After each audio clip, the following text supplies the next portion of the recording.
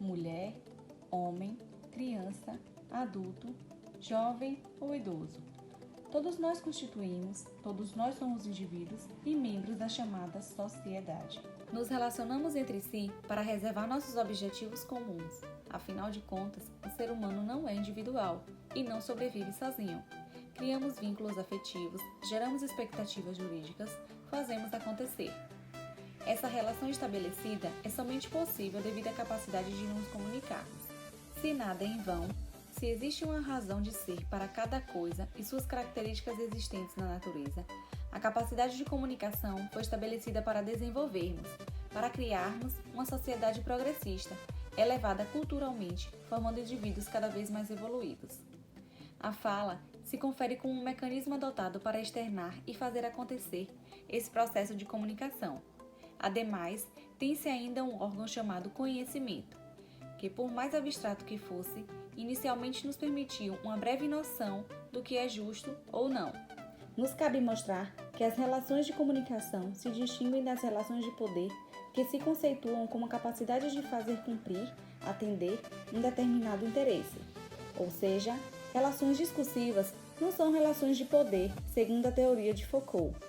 Sem dúvida, comunicar-se é sempre uma certa forma de agir sobre o outro ou os outros.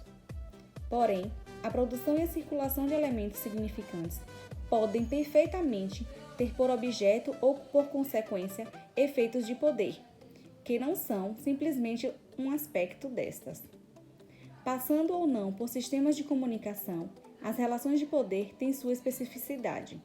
Foucault, 1995, página 240.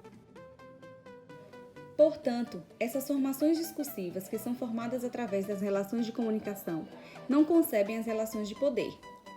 A avaliação do mundo em que vivemos, ao considerar as relações sociais que existem, nos permite fazer uma análise extremamente reflexiva, confrontando as esferas de poder e do discurso, refletindo em como é utilizado para manter uma certa vigilância e controle que se instaurou com mais eficácia no decorrer dos tempos.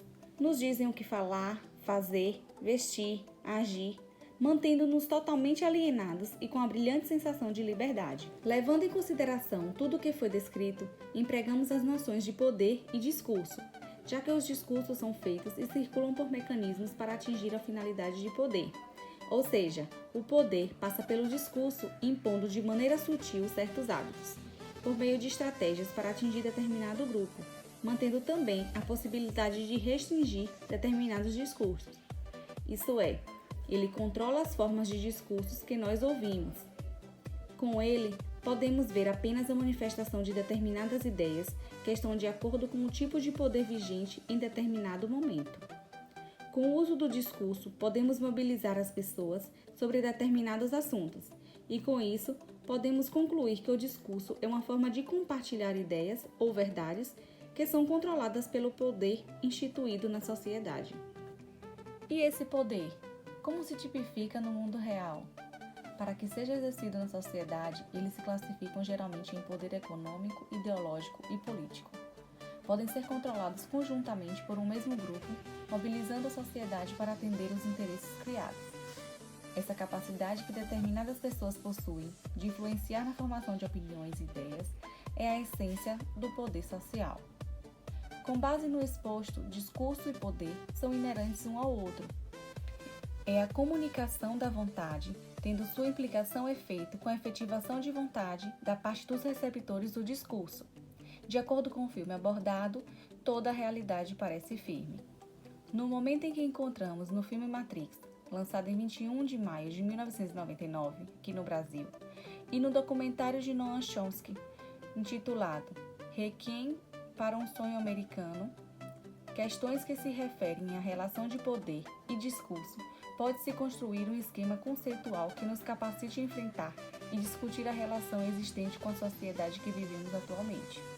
No filme Matrix, em seu início temos uma tentativa de guerra, mas como não tinha acesso à luz do sol, as máquinas não foram ligadas.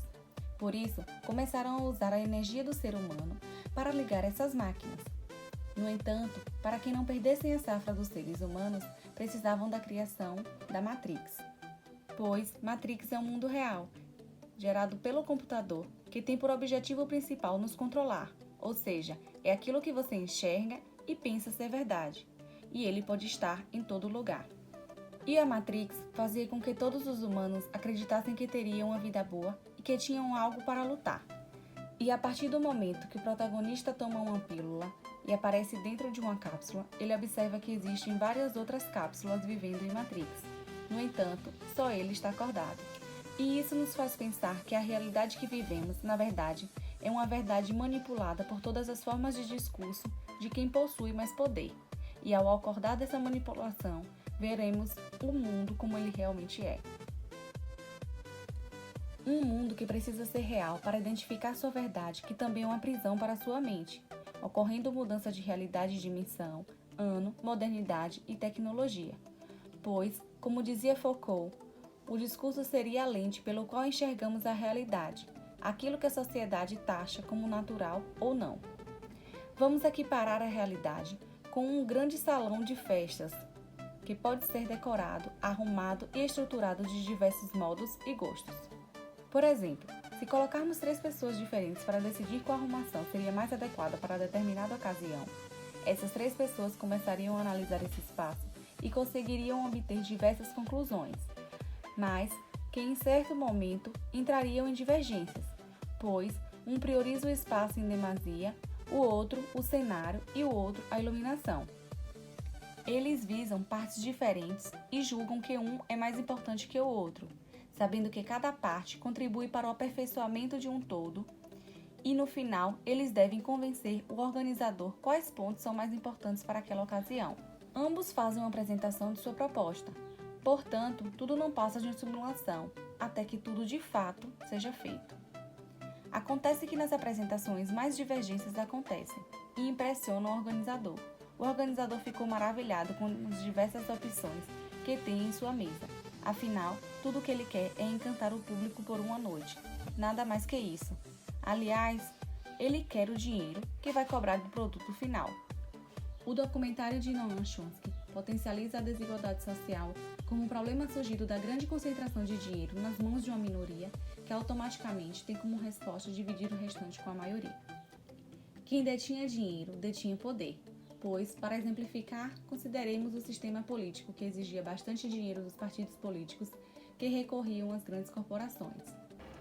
Havia como resultado, e em destaque, uma redução da democracia, regulamento da economia, ataque à solidariedade. Pressupõe-se a influência das grandes corporações sobre a humanidade, ditando desde os valores até as questões mais solidificadas, como sistemas econômicos ou políticos. Com base nisso, tem-se uma aparência de democracia desenhada em muros na qual os prisioneiros, que somos nós, não pensam e nem querem fugir. Um sistema onde, graças ao divertimento e consumo, os prisioneiros têm amor à sua escravidão.